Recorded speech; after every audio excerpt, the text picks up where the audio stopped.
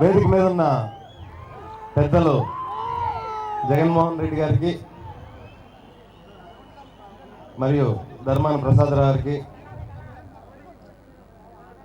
బొత్స సత్యనారాయణ గారికి, విశ్వరూప్ గారికి, మా గురువులు బోస్ గారికి మరియు వేదిక మీద ఉన్న ఇతర పెద్దలకు, వేదిక ముందున్న వైఎస్ఆర్ కాంగ్రెస్ పార్టీ కుటుంబ సభ్యులకు చేతులు జోడించి నమస్కారం తెలియజేస్తున్నాను. గత 85 రోజులుగా ఈ ప్రాంతంలో పూర్తి అరాచకం తాండవిస్తుంది. 85 రోజుల నుంచి 144 సెక్షన్ అమలు చేస్తూ ఈ ప్రాంతంలో ఒక పెళ్ళిళ్ళు కానీ, ఒక చావు కానీ, అది కనీసం పిల్లల మెచ్యూర్ ఫంక్షన్ కానీ ఏ దారి ఇవ్వకుండా పేద ప్రజల్ని చాలా ఇబ్బందులకు గురి చేస్తున్నారు ఈ గవర్నమెంట్. దేనికంటే ఇక్కడ ఉన్న ప్రజలకు అంటే బయట ఉన్న వాళ్ళకంటే ఏమన్నా అనిపిస్తుందంటే ఇలాంటి చర్యలు తీసుకుంటే ప్రభుత్వం దొంగల మీద, దోపిడీదారుల మీద, కుట్రదారుల మీద చేస్తూ ఉంటుంది. కానీ ఈ 85 రోజులు బట్టి ఇక్కడ ప్రజలను ఇలా హింసించుకు తినడం దేనికి కారణం ఏంటంటే వాళ్ళకి ఉన్న ఎకరం 2 ఎకరాల భూమి సుమారు 670 ఎకరాలు గవర్నమెంట్ వీళ్ళ దగ్గర దోచుకుంటుంటే వీళ్ళు మేము ఇవ్వము అన్నందుకు వీళ్ళు నానా రకాల ఇబ్బందులు పెడుతున్నారు. ఇది ఎంత అన్యాయం అంటే వీళ్ళు అడిగేది మా భూమి మాకు ఇవ్వండి, మేము ఈ భూమి తప్పితే వేరే దారి మాకు లేదు అని చెప్పేసి ఈ ప్రజలు అడుగుతుంటే వీళ్ళ నానా ఇబ్బందులు గురి చేస్తున్నారు పోలీసును ఉపయోగించి. ఇదే పంచాయతీలో ఇదే పోలీసులు వారికి ఎకరం ₹1,00,00,000 వాల్యూ చేసి 2 ఎకరాల భూమి వాళ్ళు కాపాడుకోలేకపోతున్నారు. పోలీసులు సొంత భూమి. పేద ప్రజల భూమి లాక్కోవడానికి మటుకు, పేద ప్రజల మీద దౌర్జన్యం చేయడానికి మటుకు పోలీసులు ముందుంటున్నారు.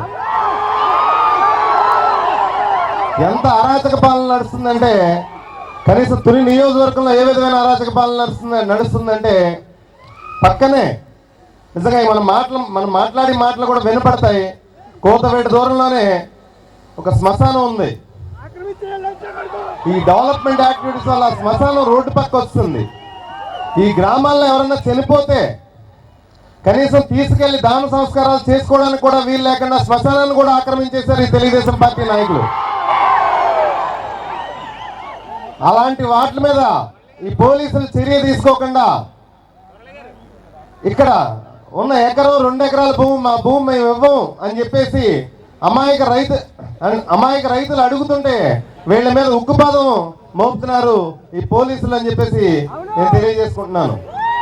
అదేవిధంగా గత 85 రోజులుగా ఈ ప్రాంత వాసులు ఎంతో మనోస్థైర్యంతో పోరాటం చేస్తుంటే మీ పోరాటానికి మేము మద్దతు తెలియజేస్తూ మీతో పాటు మేము ప్రయాణం చేస్తున్నాం.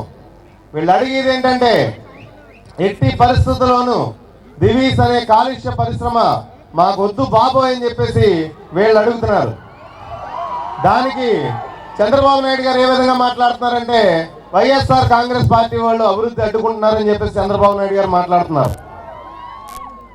అంటే ఇక్కడ ఉన్న ఎకరం 30 నుంచి 35 లక్షలు వాల్యూ చేసి భూమి వాళ్ళ సొంత మనుషులకి చంద్రబాబు నాయుడు గారు గుత్తేదారులకి ఎకరం 5 లక్షల రూపాయలు చొప్పున ప్రజల దగ్గర బలవంతంగా లాక్కుని సుమారు 600 కోట్ల రూపాయల భూమిని 40 కోట్లకి 30 కోట్లకి కట్టబెడుతుంటే మేము అది చూస్తూ ఊరుకుంటే మేము డెవలప్మెంట్కి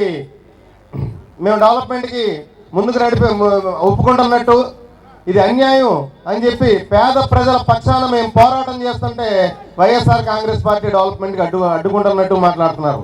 నేను చంద్రబాబు నాయుడు గారిని ఒకటే అడుగుతున్నాను, మీరు ముఖ్యమంత్రి అయిన తర్వాత ఈ 30 నెలల్లో రాష్ట్రంలో ఏదైనా పరిశ్రమ వచ్చిందా, లేకపోతే ఏదైనా కొత్తగా ఉద్యోగాలు ఇచ్చావా? నువ్వు ఏ రకమైన డెవలప్మెంట్ నువ్వు చేయకుండా తిరిగి ప్రతిపక్షం మీద అంటే నువ్వు చేసేది ఏంటంటే దోపిడీ చేస్తున్నావు. ఆ దోపిడీని మేము ఆపుతుంటే ప్రతిపక్షం మీద నువ్వు డెవలప్మెంట్ అడ్డుకుంటున్నారని చెప్పి బురద జల్లి కార్యక్రమం నువ్వు చేస్తున్నావు.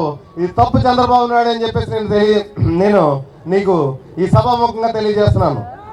మొన్న విజయవాడలో ఒక నాయకుడిని జాయిన్ చేసుకుంటూ చంద్రబాబు నాయుడు గారు అంటారు, తుని ఎమ్మెల్యే తోక కోస్తానని చెప్పేసి చంద్రబాబు నాయుడు గారు మాట్లాడడం జరుగుతుంది.